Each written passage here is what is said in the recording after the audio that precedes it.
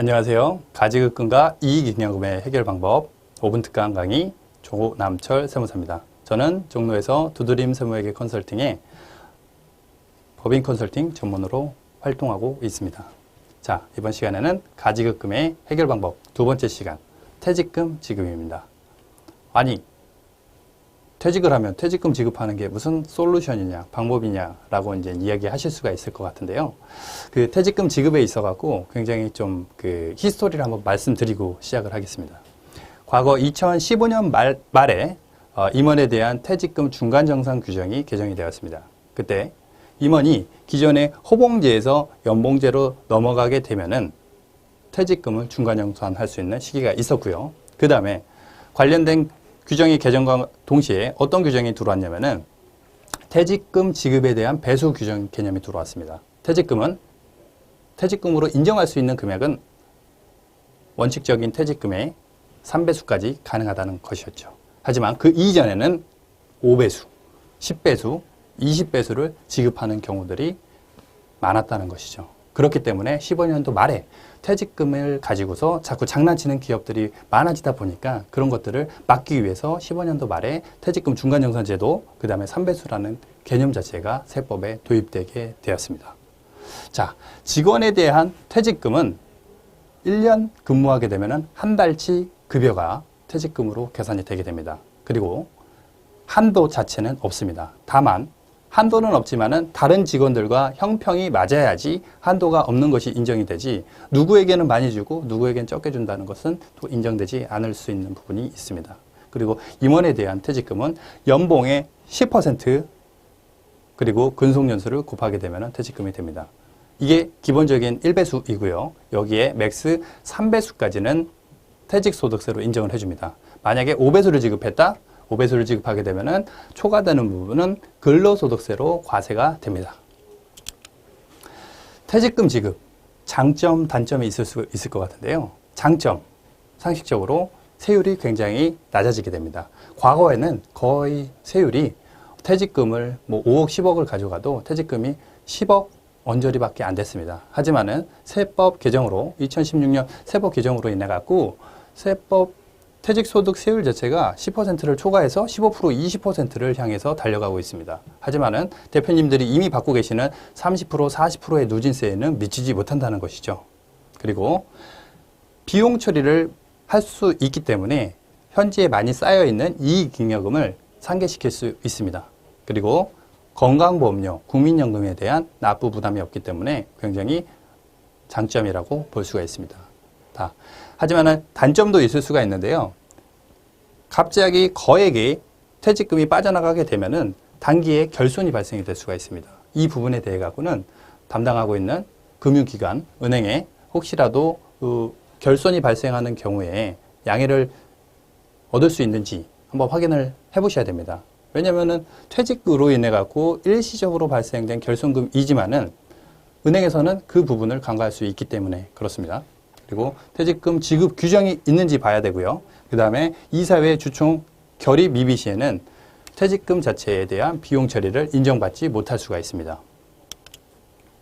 퇴직금 지급은 상여금 지급과 마찬가지로 임원퇴직금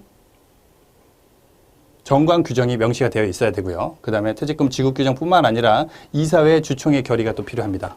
그리고 직급에 따라서 근속 연수에 따라서 비례해서 차등 지급이 되는 것이 좋다고 할 수가 있겠습니다. 예를 들어 갖고 이사, 감사, 근속에 따라 갖고 또 연수에 따라 갖고 1배수, 1.5배수, 2배수, 2.5배수, 3배수 이렇게 책정이 될 수가 있다는 것이죠.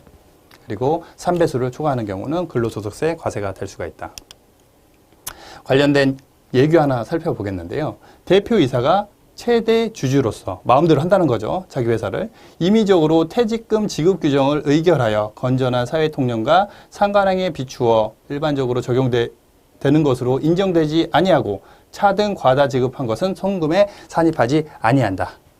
뭐냐면은 퇴직금 지급 규정을 퇴직하기 직전에 만들었다는 거죠. 급조했다는 거죠. 퇴직금을 많이 가져가기 위해서 급조를 했다는 부분이죠. 그리고 퇴직금에 대한 세율이 낮다 보니까 이런 것들을 악용할 수 있는 여지가 있습니다. 하지만은 정상적으로 퇴직금 지급 규정을 미리미리 준비하고 관련된 세법, 세율들을 검토를 하신다고 하면은 퇴직금이라는 제도가 굉장히 실현 가능성, 그 다음에 실무적으로 굉장히 유용하게 쓸 수 있다는 것을 알 수가 있습니다. 네, 가지금의 해결 방법 두 번째 시간 퇴직금 지급 알아봤는데요. 이 부분 제가 방금 말씀드린 부분들을 숙지하셔서 혹시라도 퇴직 계획이 있으시다 그러면은 잘 활용하시면은 퇴직금을 이용한 가지금 해결에 도움이 되시겠습니다. 네, 감사합니다.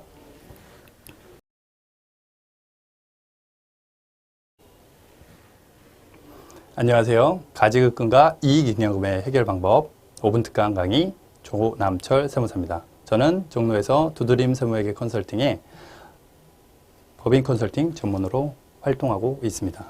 자, 이번 시간에는 가지급금의 해결 방법 두 번째 시간 퇴직금 지급입니다.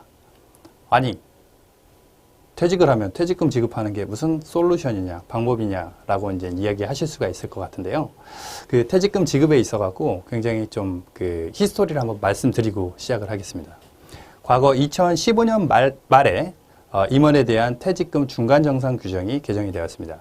그때 임원이 기존의 호봉제에서 연봉제로 넘어가게 되면은 퇴직금을 중간정산할 수 있는 시기가 있었고요. 그 다음에 관련된 규정이 개정과 동시에 어떤 규정이 들어왔냐면은 퇴직금 지급에 대한 배수 규정 개념이 들어왔습니다. 퇴직금으로 인정할 수 있는 금액은 원칙적인 퇴직금의 3배수까지 가능하다는 것이었죠. 하지만 그 이전에는 5배수, 10배수, 20배수를 지급하는 경우들이 많았다는 것이죠. 그렇기 때문에 15년도 말에 퇴직금을 가지고서 자꾸 장난치는 기업들이 많아지다 보니까 그런 것들을 막기 위해서 15년도 말에 퇴직금 중간정산제도, 그 다음에 3배수라는 개념 자체가 세법에 도입되게 되었습니다.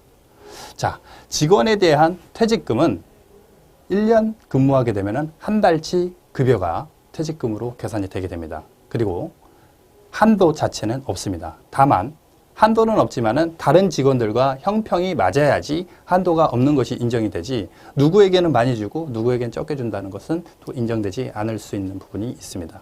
그리고 임원에 대한 퇴직금은 연봉의 10% 그리고 근속연수를 곱하게 되면 퇴직금이 됩니다.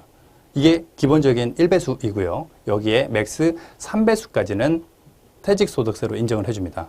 만약에 5배수를 지급했다? 5배수를 지급하게 되면은 초과되는 부분은 근로소득세로 과세가 됩니다.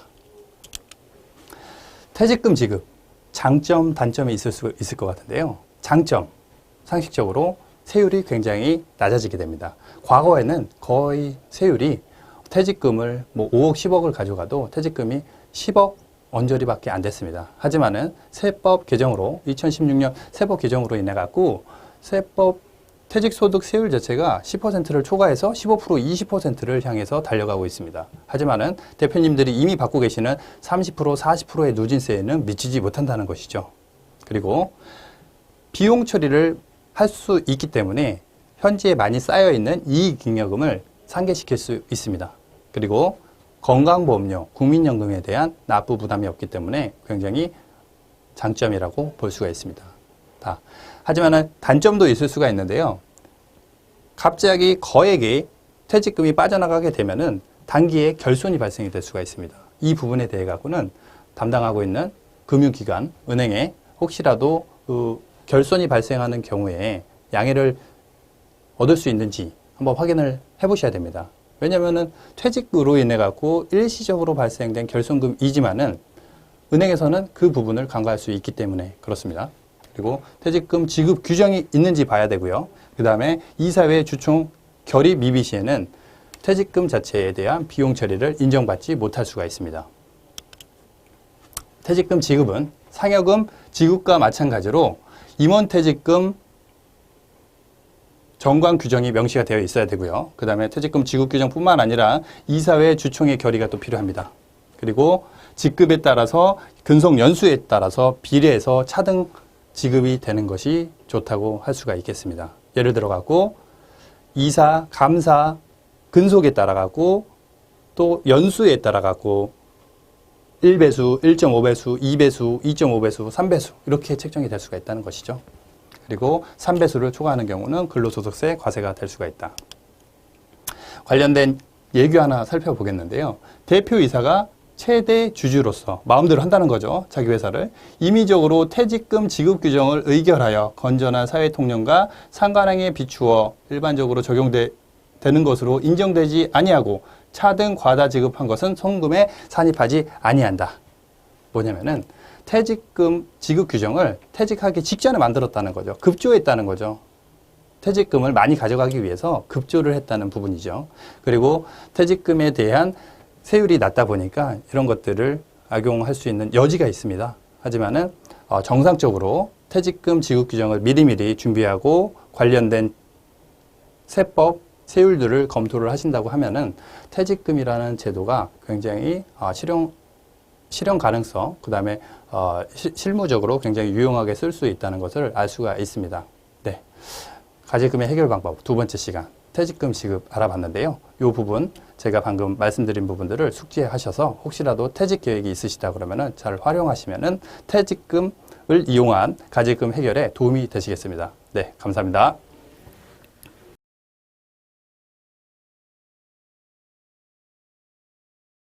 아직도 이런 회사가? 마감할 때마다 정리하랴 신고하랴 이러다 밤새겠어. 랩업 좀 해야겠어요. 뉴젠 K랩 N으로 성능은 높이고 비용은 낮추고 기업 솔루션 이젠 뉴젠